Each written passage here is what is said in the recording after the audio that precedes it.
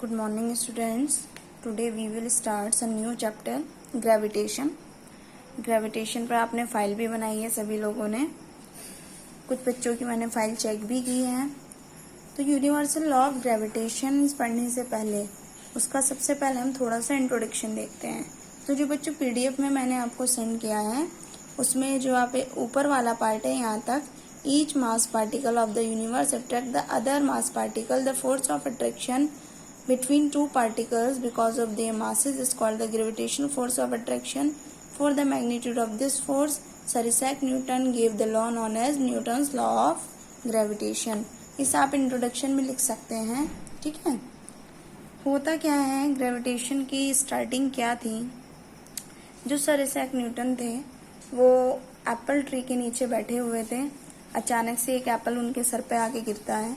तो तभी से वो थिंक करना स्टार्ट कर देते हैं कि ये एप्पल फॉल क्यों होता है और नीचे की डायरेक्शन में ही क्यों फॉल होता है, और अगर कोई बॉडी हम ऊपर की तरफ फेंकते हैं तो वो फिर से वापस नीचे की तरफ क्यों आ जाती है। This is due to the attraction force of the earth और this is called the force of gravity और ग्रेविटेशनल फोर्स। कि हर एक ऑब्जेक्ट अर्थ की तरफ अट्रैक्ट होता है उसके मास से। क्या कहता है यूनिवर्सल लॉ ऑफ ग्रेविटेशन। तो यूनिवर्सल लॉ ऑफ ग्रेविटेशन कहता है the force of attraction acting between two bodies is, किन्हीं भी दो बॉडी के बीच में जो अट्रैक्शन फोर्स है वो किसके डायरेक्टली प्रोपोर्शनल होता है, directly proportional to the product of their masses and inversely proportional to the square of the distance between them.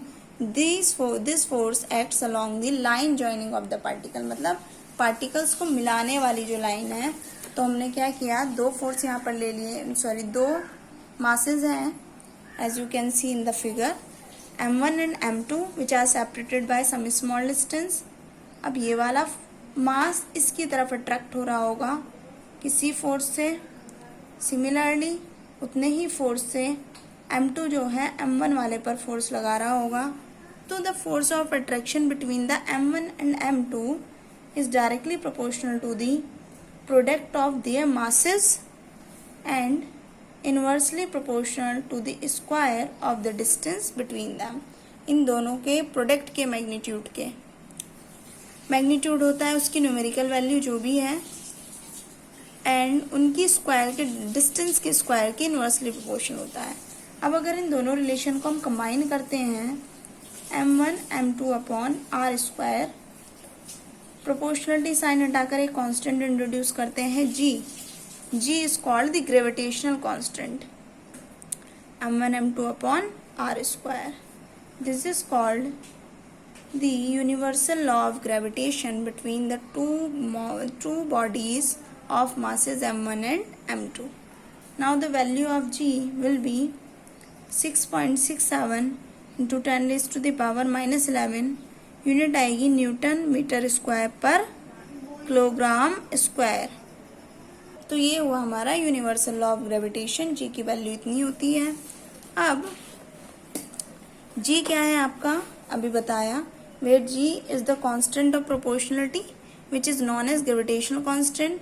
जी की वैल्यू हर एक प्लेस पर, हर एक जगह क्या होती है, सेम रहती है, और ये इंडिपेंडेंट होता है नेचर ऑफ द पार्टिकल। मतलब बॉडी आपकी किस टाइप की है, भाई कोई बॉल है या कोई आपने हैवी ऑब्जेक्ट फेंका है, ये एक एप्पल है, ये मैटर नहीं करता।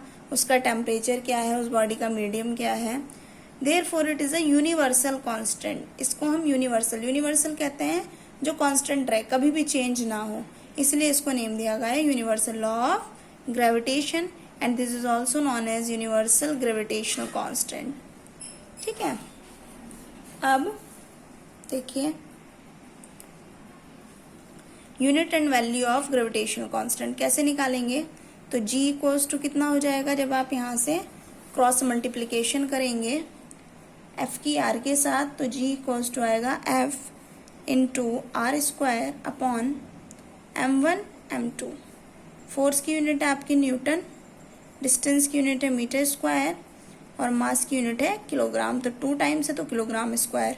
यूनिट क्या आ गई, न्यूटन मीटर स्क्वायर या किलोग्राम इनवर्स 2, या आप लिख सकते हैं पर किलोग्राम स्क्वायर। ठीक है। अब अगर आप इसकी वैल्यू कैलकुलेट करेंगे, फॉर एग्जाम्पल जी कितना है 6.67 इंटू 10⁻⁻11, m1 कंसिडर कर लिया है n है और m2 भी कंसिडर कर लिया 1 kg है और दोनों के बीच की डिस्टेंस कितनी है 1 मीटर है। जब आप पुट करेंगे तो देखिए कितना आएगा 1 इंटू 1 एफ किसके इक्वल आएगा जी के इक्वल आएगा।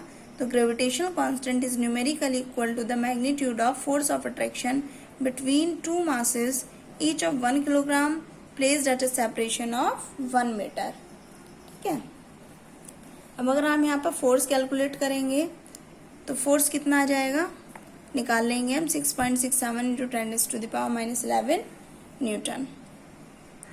Similarly gravitation force of attraction between moon होता है 7.36।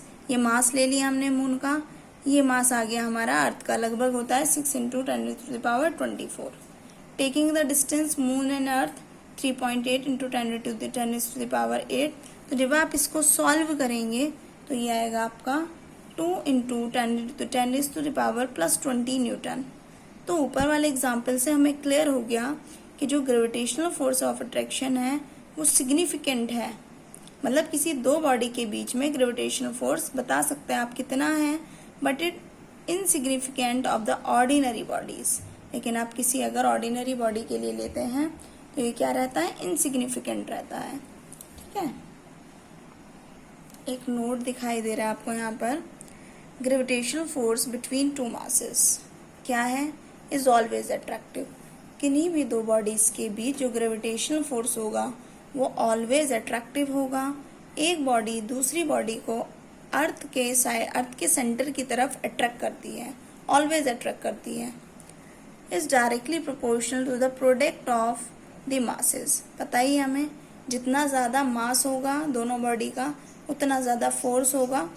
ठीक है, क्योंकि हमने पढ़ा है ग्रेविटेशनल फोर्स में F is directly proportional to the m1 into m2, मतलब मास जितना ज़्यादा होगा उतना ज़्यादा फोर्स लगेगा।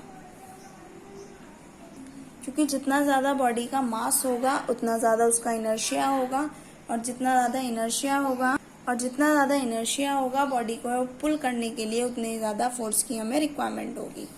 अब इम्पोर्टेंस क्या है यूनिवर्सल लॉ ऑफ ग्रेविटेशन की।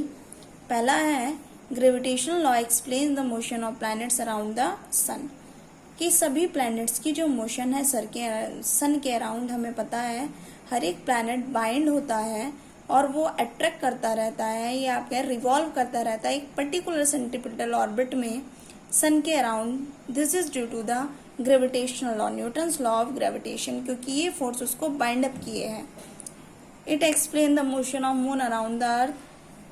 मून का अर्थ के अराउंड मोशन करना, स्टेबल होना, वो भी किसकी वजह से है, यूनिवर्सल लॉ ऑफ ग्रेविटेशन के कारण है। Gravitation law explains the motion of a freely falling body. Freely falling body means कि जब किसी बॉडी को आपने फेंक दिया, ऊपर से गए आपने एक बॉल फेंक दी, तो उस बॉल पर सिर्फ एक फोर्स एक्ट कर रहा होगा, ग्रेविटेशनल फोर्स। ठीक है, या अंडर ग्रेविटी वो बॉडी एक कांस्टेंट एक्सेलरेशन से नीचे आ रही होगी, उस बॉडी को हम कहते हैं फ्री फॉलिंग बॉडी, जिस पर सिर्फ ग्रेविटेशनल फोर्स ही एक्ट कर रहा है। उसके अलावा एयर रेजिस्टेंस मीन्स जो पास छोटे छोटे एयर के पार्टिकल्स हैं, जब कोई बॉडी उसमें मूव करती है तो वो भी फ्रिक्शन फोर्स अप्लाई करती है और उसी फ्रिक्शन फोर्स को हम एयर रेजिस्टेंस कहते हैं।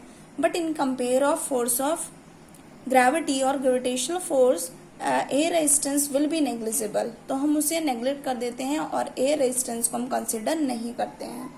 ठीक है, तो फ्री फॉलिंग बॉडी के लिए भी आप ग्रेविटेशन लॉ जो है फ्रीली फॉलिंग बॉडी के मोशन को एक्सप्लेन करता है।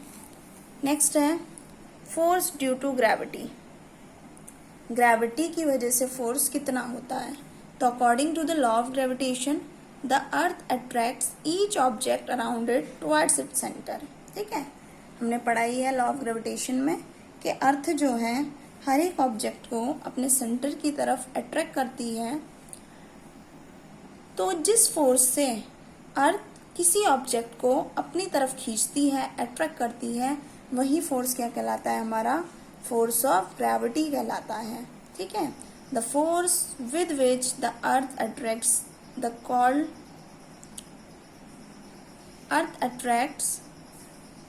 this is called the force or due to gravity. यहाँ देखिए नोट क्या लिखा है हमने यहाँ पर। भाई ऑब्वियस है, जब दो बॉडीज हैं, हमने कहा है हर एक बॉडी अर्थ के सेंटर की तरफ अट्रैक्ट होती है, तो क्या जितना फोर्स अर्थ उस बॉडी पर लगा रही है उतना ही फोर्स से वो ऑब्जेक्ट भी अर्थ को अपनी तरफ पुल कर रहा होगा, खींच रहा होगा, अट्रैक्ट कर रहा होगा। बट होता क्या है, because we know that the mass of earth is equal to 6 into 10⁻24 kg, which is very large as compared to the mass of object. That means more mass has more inertia. ये हम already पढ़ चुके हैं last chapter में। तो अर्थ के inertia के large होने के कारण कि अर्थ का इनर्शिया इतना ज़्यादा होता है कि जो मूवमेंट है अर्थ का उस बॉडी के कंपेयर में नेग्लिजिबल होता है, या अर्थ उस ऑब्जेक्ट की तरफ मूव ही नहीं करती है। तो ये हमारा कहलाता है फोर्स ड्यू टू ग्रेविटी। और यही कारण है जब हम कहते हैं कि दो बॉडीज एक दूसरे पर इक्वल एंड अपोजिट फोर्स लगाती है तो अर्थ क्यों नहीं शिफ्ट होती है। तो due to the very large inertia of the earth, because earth has a huge mass as compare to the object. Okay बच्चों, आई होप यहाँ तक आपको क्लियर हुआ होगा। फ्री फॉलिंग बॉडी आगे पढ़ेंगे हम नेक्स्ट क्लास में। तब तक आप इसको अच्छे से पढ़िए। कोई डाउट हो तो we will discuss in the group at 11:30।